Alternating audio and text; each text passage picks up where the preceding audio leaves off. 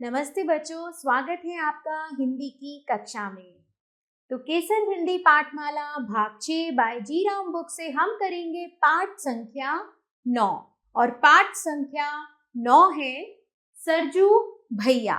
हमें अपने घर परिवार, मोहल्ले, विद्यालय आदि स्थानों पर तरह तरह के स्वभाव वाले व्यक्ति देखने को मिलते हैं। किसी का स्वभाव कुछ है या किसी का अलग।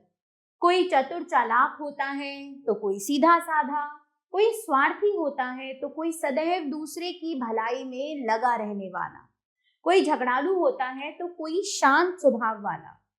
आपके आसपास भी कोई ऐसा व्यक्ति अवश्य होगा जिसमें कुछ खास गुण या विशेषताएं होंगी। ऐसे ही किसी व्यक्ति का नाम और उसके स्वभाव की कुछ बातें नीचे लिखिए और बताइए वह आपको अच्छा लगता है या बुरा और क्यों। तो ऐसा होता है बच्चों, हम अपने जीवन काल में तरह तरह के व्यक्तियों से मिलते हैं। किसी का स्वभाव कुछ होता है और किसी का कुछ। कोई बहुत ज्यादा दयालु होता है, मदद करने वाला होता है, और कोई बहुत ज्यादा स्वार्थी होता है, अपना मतलब निकालने वाले होते हैं। तो हमें भी कोई ऐसा व्यक्ति जो हमें याद हो, जिसकी कोई गुण हो, जिनमें कोई विशेषताएं हो, उनके बारे में यहाँ पर हमें कुछ बातें लिखनी है और हमें ये बताना है कि क्या वो आपको अच्छे लगते हैं या बुरे, और अगर अच्छे लगते हैं तो क्यों, और बुरे लगते हैं तो भी क्यों। तो इसी के साथ आज हम अपना नया पाठ शुरू करेंगे और उसमें एक ऐसे ही निस्वार्थी व्यक्ति की चर्चा करेंगे, सरजू भैया।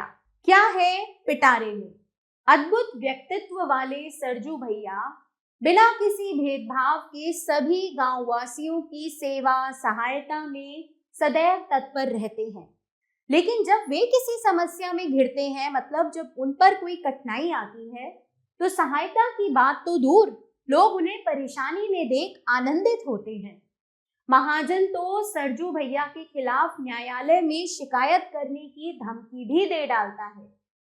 चलिए नीचे दिए गए पाठ को पढ़िए। मेरे घर से सटा हुआ एक घर है, मतलब मेरे घर के बिल्कुल साथ। एक तरफ 2 खपड़ैल वाले कमरे, एक तरफ मिट्टी की दीवार पर फूस के छप्पर, एक तरफ टट्टी के 2 झोंपड़े, एक तरफ कोई कमरा नहीं, सिर्फ टट्टी की खड़ा कर छोटा सा आंगन निकाला हुआ।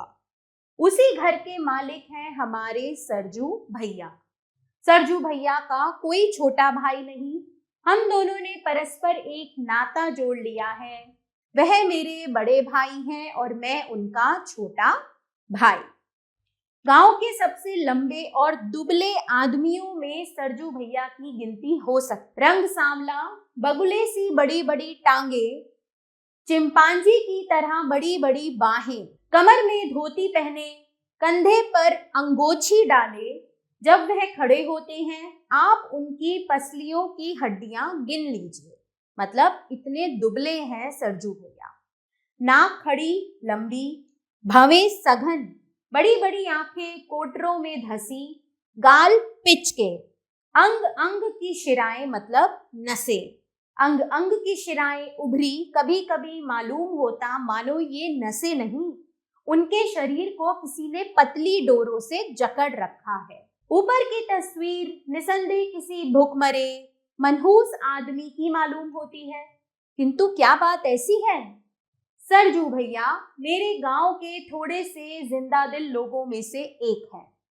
बड़े मिलनसार, मजाकिया और हंसोड़ मतलब हंसने वाले। वह दिल खोलकर जब हंसते हैं, शरीर भर में जो सबसे छोटी चीजें उन्हें मिली हैं, वे उनके पंक्तिबद्ध छोटे छोटे दांत तब बेतहाशा चमक पड़ते हैं। अंग अंग हिलने डुलने लगते हैं, जैसे हर अंग हंस रहा हो। और सरजू भैया के पास इतनी संपत्ति है कि वह खुद या अपने परिवार का ही पेट नहीं भर सकते, बल्कि घर आए मेहमान की सेवा पूजा भी मजे में कर सकते हैं। तो फिर यह हड्डियों का ढांचा क्यों? मैं जवाब में एक पुरानी कहावत पेश करूंगा, काजी जी दुबले क्यों, शहर के अंदेशे से। हाँ, सरजू भैया की यह जो हालत है वह अपने कारण नहीं, दूसरों के चलते, पराये उपकार के चलते उन्होंने न सिर्फ अपना शरीर सुखा लिया है बल्कि अपनी संपत्ति की भी कुछ कम हानि नहीं की है। मतलब दूसरों की सेवा में लगे रहने के कारण उन्हें अपनी सुध भी नहीं रहती और उन्होंने अपनी संपत्ति की हानि भी दूसरों पर परोपकार करने में की है। उनके पिताजी मेरे गांव के अच्छे किसानों में से एक थे। चौपाल, साफ सुंदर उनका मकान और अच्छा खासा बैठक खाना था, जहां आज सरजू भैया का यह साधारण सा घर है। पिताजी की खेती बाड़ी तो थी ही, रुपए और गल्ले का भी अच्छा लेन देन था। परिवार भी बड़ा और खर्चीला नहीं था, लेकिन उनके मरते ही सरजू भैया ने लेन देन चौपट कर दिया। बाढ़ ने खेती बर्बाद कर दी और भूकंप ने घर का सत्यानाश किया। पिता का लेन देन इतना अच्छा था कि वह शायद खेती को भी संभाल देता, घर भी खड़ा कर सकता था, किंतु सरजू भैया और लेन देन जिसे नग्न शब्दों में सूदखोरी कहिए। मतलब बच्चों, किसी को आपने कोई पैसे ब्याज पर दिए और उसकी एवज में आप उनसे हर माह ब्याज लेते रहे।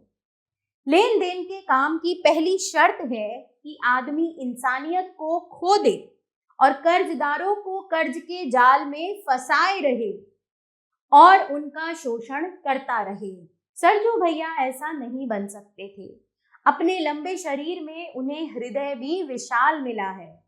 जो भी दुखिया आया, अपनी परेशानी बताई, उसे देवता सा दे दिया और वसूलने के समय जब वह आंखों में आंसू लाकर गिड़गिड़ाया तो देवता ही की तरह पसीज गए।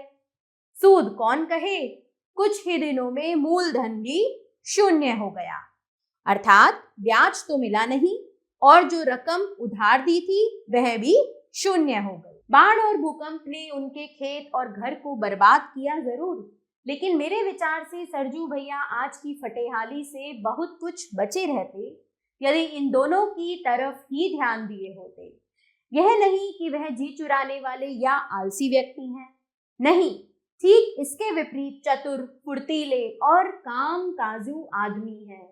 लेकिन करें तो क्या, उन्हें दूसरों के काम से ही कहाँ फुर्सत मिलती है। गंगा भाई के घर में बच्चा बीमार है, वैद्य को बुलाने कौन जाएगा? सरजू भैया। हृदय को बाजार से सौदा सुलभ लाना है, वह किसे भेजे? सरजू भैया को। खबर आई है कि राम कुमार के मामा जी अपने गांव में सख्त बीमार हैं। उनकी खोज खबर कौन लाए? सरजू भैया से बढ़कर कौन दूसरा होगा? परमेश्वर को एक रजिस्ट्री करनी है, शिनाख्त कौन करेगा? सरजू भैया। किसी के घर में शादी ब्याह यज्ञ जाप हो और सरजू भैया अस्त व्यस्त। किसी की मौत हो जाने पर यदि वह अंधेरी रात में हो तो निश्चय ही कफन खरीदने का जिम्मा सरजू भैया पर रहेगा। यो गांव भर के लोगों का बोझ अपने सिर पर लेकर सरजू भैया ने न केवल अपने खेत और घर को मटिया में किया है, बल्कि इसी उम्र में अपनी कमर भी झुका ली है। दिन हो या रात, चिलचिलाती दोपहरिया हो या अंधेरी अधरतिया, सरजू भैया के सेवा सदन का दरवाजा हमेशा खुला रहता है। विक्टर ह्यूगो ने अपनी अमर कृति ला मिजरेबल में कहा है, डॉक्टर का दरवाजा कभी बंद नहीं रहना चाहिए और पादरी का फाटक हमेशा खुला होना चाहिए। सरजू भैया को निसंदेह इन दोनों का रुतबा अकेले हासिल है। मेरे विचार से सरजू भैया का व्यक्तित्व वंदनीय और पूजनीय है। उन्हें देखता हूं तो मेरा ज्ञानी मस्तक आप से आप उनके चरणों में झुक जाता है, लेकिन मेरे मन को बड़ी चोट लगती है तब जब देखता हूं कि लोग इन्हें सुधुआ समझकर ठगने की चेष्टा करते हैं। यदि यही बात होती तो भी बर्दाश्त की जा सकती, लेकिन यही नहीं, इन्हें जब तब झंझटों में डालने की कोशिश होती है और यदि अकस्मात झंझट में पड़ जाते हैं तो इनके तड़पने का तमाशा देखने में लोग आनंद का अनुभव करते हैं। अभी थोड़े दिनों की बात है, एक दिन सरजू भैया मेरे सामने आकर खड़े हुए। मैं कुछ पढ़ रहा था। सिर नीचा किए ही कहा, बैठिए भैया। किंतु भैया बैठेंगे क्या? उनकी तो घिग्गी बंधी है और आंखों से आंसू आ रहे हैं। दोबारा कहने पर भी जब नहीं बैठे तो उनकी ओर नजर उठाई। उनका चेहरा देख दंग रह गया था। मैं सन्न, क्या बात है? बहुत आश्वासन और आग्रह पर उनकी जीभ हिली। मालूम हुआ उनके घर में एक छोटी सी घटना हो गई है। जैसी घटनाएं अपने ही गांव में मैंने कई बार होती देखी हैं, लेकिन किसी ने उस ओर ध्यान नहीं दिया। यदि जरूरत हुई तो उन्हें सुलझा दिया और यदि किसी ने उसे बढ़ाना चाहा तो लोगों ने उसको डांट दिया। क्यों? क्योंकि वे घटनाएं ऐसे घरों में हुई थी जिनके पास पैसे भी हैं और लाठी भी। लेकिन सरजू भैया ना तो किसी पर धन की धौंस जमा सकते हैं, ना डंडे फटकार सकते हैं।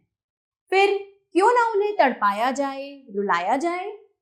मैंने उन्हें मदद का भरोसा दिया, उन्हें धैर्य हुआ, वह चले गए। लेकिन लोगों की इस कृतज्ञता ने मुझे रात भर चैन से सोने ना दिया। सरजू भैया के ठगे जाने की एक कहानी।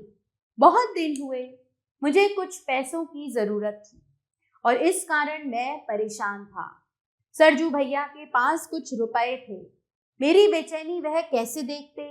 वह रुपए ले आए, मैंने खर्च कर दिए, लेकिन आज तक दे नहीं सका। सरजू भैया मांगने का हाल क्या जाने। मैं यह सोचता रहा कि जब उन्हें जरूरत होगी मांग लेंगे और मैं दे दूंगा। लेकिन अभी उस दिन जो बात उन्होंने सुनाई, मैं हक्का बक्का रह गया। इस बीच उन्हें पैसे की जरूरत हुई, लेकिन संकोचवश उन्होंने मुझसे नहीं मांगे। एक सूदखोर महाजन के पास गए जो पहले उन्हीं से कर्ज लेता था।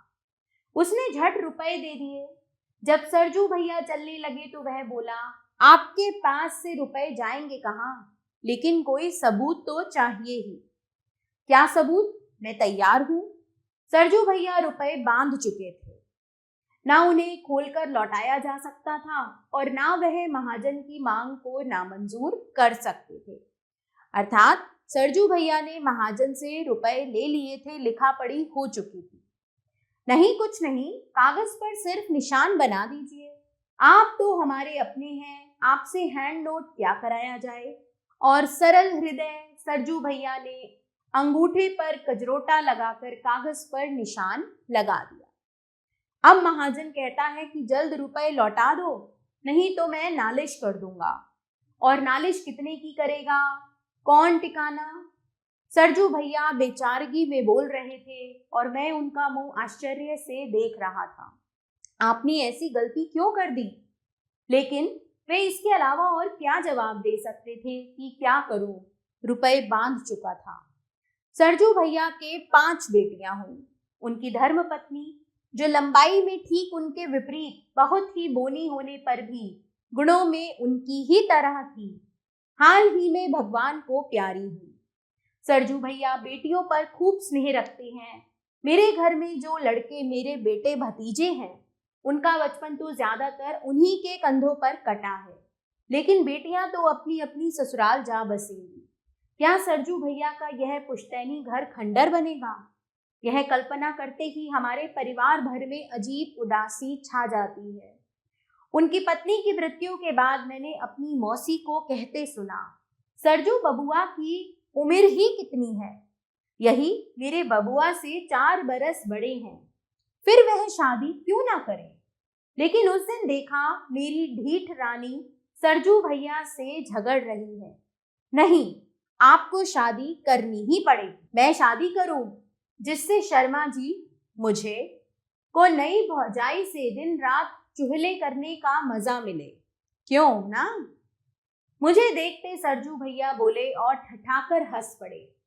रानी थोड़ी सकुचाई, फिर हंस पड़ी। मैं दोनों को देखता चुपचाप मुस्कुराता रहा। और इस पाठ के लेखक हैं बच्चों राम वृक्ष बेनी पुरी। तो यहाँ पर आपको दिमाग लड़ाना है और बताना है सरजू भैया को आप क्या सीख देना चाहेंगे और क्यों। रचनाकार का परिचय करते हैं बच्चों। राम वृक्ष बेनीपुरी का जन्म 23 दिसंबर 1899 को बिहार के मुजफ्फरपुर जिले के बेनीपुर गांव में हुआ था। हिंदी साहित्य जगत में उन्होंने अपनी एक विशेष पहचान बनाई। वे एक सफल पत्रकार और संपादक थे। उन्होंने राष्ट्रवादी और स्वतंत्रता आंदोलन संबंधी कार्यों में भी बढ़ चढ़कर हिस्सा लिया और 8 वर्ष जेल में काटे। उन्होंने युवक, तरुण भारत, कर्मवीर, तूफान, जनता, चुन्नू मुन्नू आदि पत्रों का संपादन किया। उनकी प्रमुख कृतियां हैं पतितों के देश में, कैदी की पत्नी जो कि एक उपन्यास है, माटी की मूर्तें रेखाचित्र संग्रह है, चिता के फूल, गेहूं और गुलाब, लाल तारा, कैदी की पत्नी, जंजीरें और दीवारें ये एक निबंध है, अम्बपाली, नई नारी, सीता की माँ, संघमित्रा, शकुंतला, अमर ज्योति, तथागत, सिंगल विजय, राम राज्य, नेत्रदान, गांवों का देवता, नया समाज, विजेता नाटक है, विद्यापति की पदावली संपादन किया इत्यादि। 7 सितंबर 1968 को बेनीपुरी जी का निधन हो गया। यहाँ कुछ शब्द हैं जिन पर हमें ध्यान धरना है: सजगता, सतर्कता, कृतज्ञता और प्रेरणा। मूल्यपरक प्रश्न देखेंगे। परोपकारी और सेवाभावी लोगों के मान सम्मान से समाज में श्रेष्ठ मूल्यों को बल मिलता है, कैसे? यदि हम परोपकारी और सेवाभावी लोगों का मान सम्मान करेंगे तो ही लोग विश्वास कर कर एक दूसरे पर उपकार करेंगे और सेवा भाव रखेंगे। यदि परोपकारी और सेवाभावी लोगों को उपेक्षा दी जाएगी, उनका अपमान किया जाएगा, यदि जरूरत पड़ने पर उनकी सहायता नहीं की जाएगी, तो सभी का एक दूसरे की मदद करने से विश्वास उठ जाएगा। इसी कारण कहा जाता है कि परोपकारी और सेवाभावी लोगों के मान सम्मान से समाज में श्रेष्ठ मूल्यों को बल मिलता है। तो बच्चों, अब है यहाँ पर शब्दार्थ जो आपने याद भी करने हैं। मैं आपको इनके हिंदी व इंग्लिश दोनों अर्थ बताऊंगी। खपड़ेल, मिट्टी, पत्थर आदि के खपड़े टुकड़ों की छाई बनाई हुई छत, टाइल्ड रूफ। सौदा सुलभ, बाजार से खरीदी जाने वाली चीजें, किराने का सामान, प्रोविजन। फूस, एक लंबी घास जो छप्पर बनाने के काम आती है, स्ट्रॉ यूज्ड इन थैच। शिनाख्त, पहचान, परख, आइडेंटिफिकेशन। सुधुआ, सीधा साधा, सिंपल। टट्टी, बांस की पतली तीलियों पट्टियों से बनाया गया पर्दा, चिक, उसे कहते हैं ब्लाइंड्स। कृतज्ञता, उपकार न मानना, इनग्रैटिट्यूड। अंगोछी, गमछी या पानी, पसीना पोंछने का छोटा कपड़ा, नैपकिन, स्मॉल टॉवल। सूदखोर, महाजन, अधिक ब्याज पर पैसा उधार देने वाला, मनी लेंडर। आगे है अंदेशा, चिंता, संदेह, एंजाइटी। कजरोटा, अंगूठा लगाने में काम आने वाला काजल या स्याही, ब्लैक इंक केस। फिर है गल्ला, अनाज, ग्रेन, नालिश, शिकायत, न्यायालय में मुकदमा दर्ज करना, लॉ सूट। सूदखोरी, अधिक ब्याज पर धन उधार देने का कार्य, मनी लेंडिंग। और अंत में है चुहले, हंसी मजाक, बैंटर। उच्चारण करूंगी मैं इन शब्दों का। खपरेल, पंक्तिबद्ध, कर्जदारों, शिनाख्त, व्यक्तित्व, आश्वासन और कृतज्ञता। चलिए बच्चों, अभ्यास कार्य करते हैं। सबसे पहले बातों बातों में लेखक और सरजू भैया ने परस्पर क्या नाता जोड़ लिया। लेखक और सरजू भैया ने परस्पर बड़े भाई और छोटे भाई का नाता जोड़ लिया। सरजू भैया लेखक के बड़े भाई थे और लेखक उनका छोटे भाई। सरजू भैया के पिताजी क्या काम करते थे? सरजू भैया के पिताजी किसान थे, साथ ही उनका लेन देन और गल्ले का भी कार्य था। लेखक ने डॉक्टर के बारे में क्या कहा है? लेखक ने डॉक्टर के बारे में कहा है कि एक डॉक्टर का दरवाजा कभी बंद नहीं होना चाहिए। सरजू भैया किस बात पर ठठाकर हंस पड़े? सरजू भैया अपनी दूसरी शादी की बात पर ठठाकर हंस पड़े। अब कलम की बारी बच्चों, बहुविकल्पीय प्रश्न देखेंगे। सही उत्तर के सामने सही का निशान लगाइए। सरजू भैया के कितने भाई थे? एक भी नहीं। सरजू भैया का स्वभाव कैसा था? सरजू भैया का स्वभाव मजाकिया था। गांव में सरजू भैया की गिनती किन लोगों में होती थी? सबसे लंबे लोगों में होती थी। लघु उत्तरीय प्रश्न, सरजू भैया की हंसी कैसी थी? सरजू भैया जब हंसते थे तो उनके शरीर के सबसे छोटे अंग, उनके सफेद पंक्तिबद्ध दांत चमक पड़ते थे। जब वह हंसते थे तो ऐसा लगता था मानो उनका अंग अंग हिल रहा हो और वे अपने प्रत्येक अंग से हंस रहे हों। पिताजी की मृत्यु के बाद सरजू भैया की फटेहाली का क्या कारण था? पिताजी की मृत्यु के बाद सरजू भैया ना तो लेन देन का कार्य संभाल सके और ना ही खेती बाड़ी का। बाढ़ ने उनकी खेती चौपट कर दी और भूकंप ने उनके घर का सत्यानाश कर दिया। सरजू भैया दूसरों की मदद करने वाले थे और इसी दयालुता के कारण वह लेन देन के कारोबार को भी न संभाल सके। लेन देन के काम की पहली शर्त क्या होती है? लेखक के अनुसार लेन देन के काम की पहली शर्त यह है कि मनुष्य अपनी इंसानियत को खो दे और अपने चक्कर से, अपने चक्रव्यूह से कर्जदारों को ना निकलने दे, ताकि उसका लेन देन का काम चलता रहे। लेखक के विचार से सरजू भैया का व्यक्तित्व कैसा है? लेखक के विचार से सरजू भैया का व्यक्तित्व वंदनीय और पूजनीय है। उनके परोपकारी और दयालु स्वभाव के कारण लेखक का मन मस्तिष्क उनके चरणों में झुकने को सदैव तत्पर रहता है। सरजू भैया की पत्नी की मृत्यु के पश्चात मौसी ने उनसे क्या कहा? सरजू भैया की पत्नी की मृत्यु के पश्चात मौसी ने उनसे दूसरा विवाह करने को कहा और कहा कि अभी उनकी उम्र कुछ अधिक नहीं है, वे दूसरी शादी कर सकते हैं। बच्चों, दीर्घ उत्तरीय प्रश्न है। यहाँ पर मैं आपके लिए प्रश्न पढ़ रही हूँ। आपको इन प्रश्नों के उत्तर पाठ के आधार पर स्वयं देने हैं। प्रश्न 1 है, सरजू भैया शारीरिक रूप से कैसे दिखाई देते थे? प्रश्न 2, लेखक ने सरजू भैया के लिए ऐसा क्यों कहा कि काजी जी दुबले क्यों? शहर के अंदेशे से। गांव वाले सरजू भैया पर किस प्रकार निर्भर थे? लेखक के मन को क्या देखकर बड़ी चोट लगती थी? सरजू भैया के ठगे जाने की घटना अपने शब्दों में लिखिए। आगे है हमारे पास व्यवहारिक व्याकरण। प्रश्न 1 है बच्चों, निम्नलिखित प्रत्यय का प्रयोग करके दो शब्द बनाइए।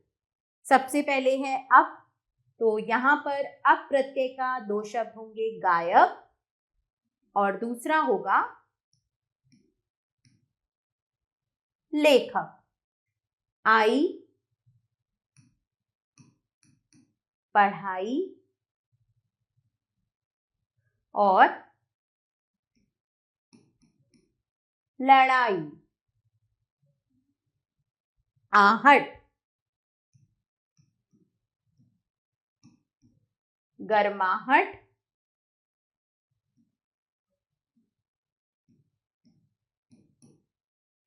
घबराहट।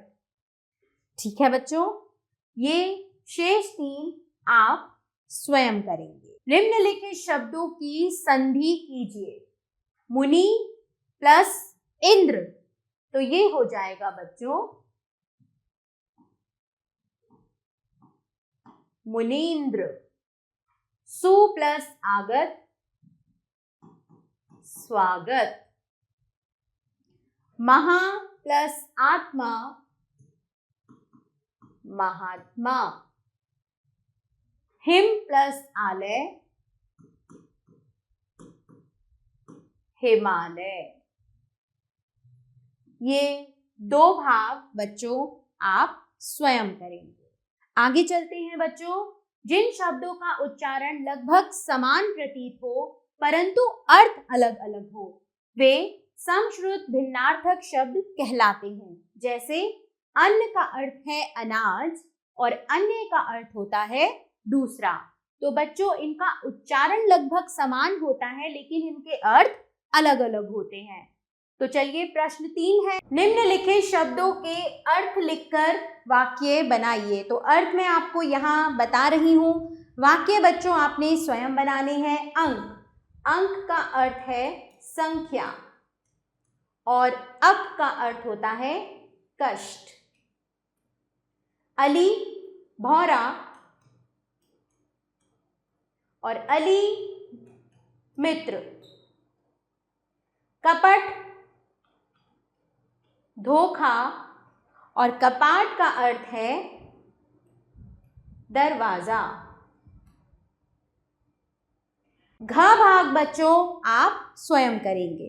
निम्नलिखित वाक्यों को बहुवचन में बदलकर लिखिए।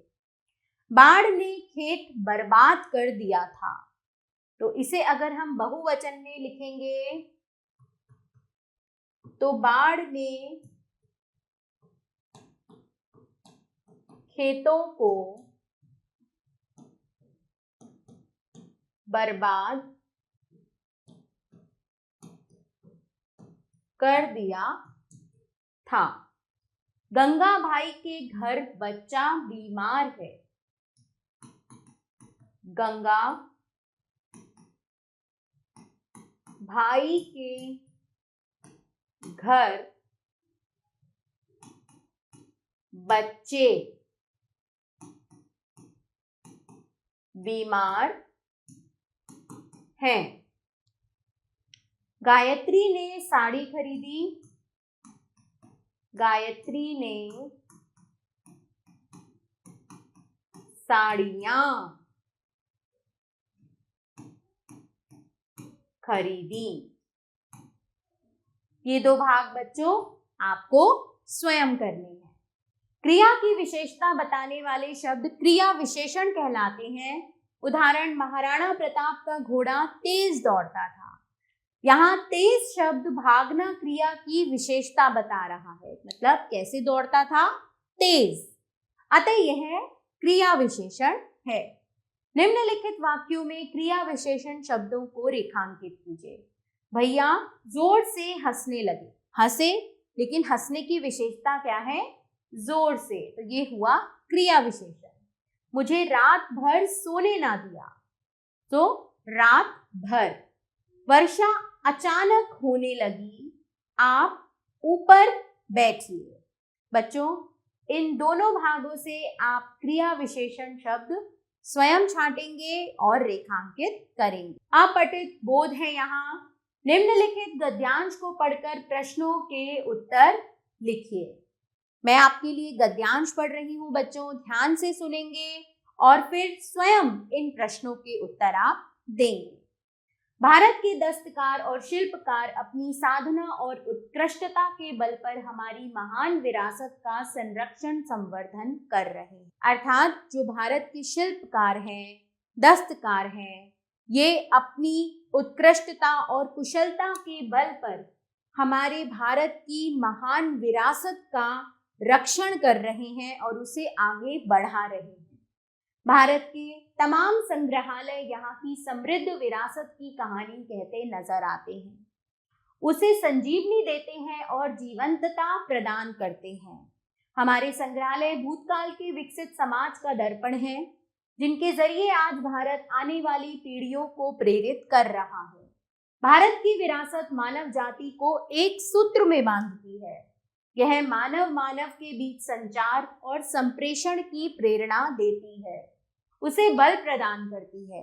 अपनी विरासत को जानना, समझना, उसका संरक्षण संवर्धन करना प्रत्येक भारतीय का उत्तरदायित्व है। तो बच्चों यहाँ ये प्रश्न है, इनके उत्तर आपको इस गद्यांश के आधार पर स्वयं देने हैं। प्रश्न क है, भारत के शिल्पकार और दस्तकार क्या कार्य कर रहे हैं?